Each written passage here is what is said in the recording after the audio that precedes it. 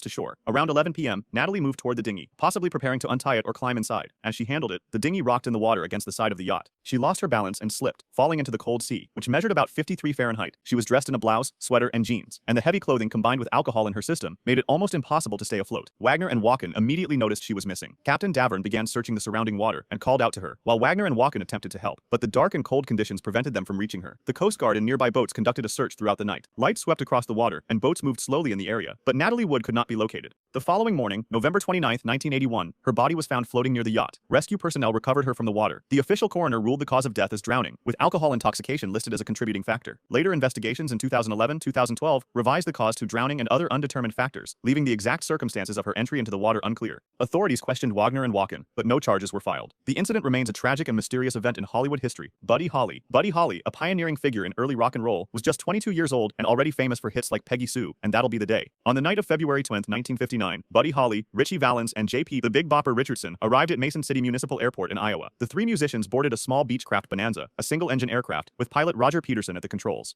Outside, snow was falling lightly, and strong winds swept across the airfield, coating the runway with frost. Shortly after midnight, the plane began its takeoff roll. The wheels accelerated along the icy runway, kicking up snow as it gained speed. The aircraft lifted into the dark winter sky and climbed to approximately 800 feet. The engines roared against the cold night air as the plane moved farther from the airport over the snow-covered fields. As the plane tilted and began to descend, the pilot gripped the yoke tightly, adjusting the controls to counter the gusting winds. The wings shuddered violently, dipping and rising as the aircraft wavered over the dark, frozen landscape. In the small cabin, Buddy Holly, Richie Valens, and J.P. Richardson held onto their seats, the engine's roar vibrating through the fuselage. Snow and ice whipped past the windows, partially obscuring the fields below. Instruments rattled and flickered as the plane continued its rapid descent, skimming closer to the icy cornfield with every passing second. In a final violent moment, the nose of the plane slammed into the frozen field. The fuselage shattered instantly, sending metal instruments and personal belongings flying across the snow-covered ground. Emergency responders arrived shortly afterward and documented the crash site. All four occupants, Buddy Holly, Richie Valens, J.P. Richardson, and Roger Peterson, had died on impact. Investigators later concluded that the accident was caused by poor weather conditions and the pilot's limited training for instrument-only flight. The crash was preventable if the flight had been delayed until daylight, if the musicians had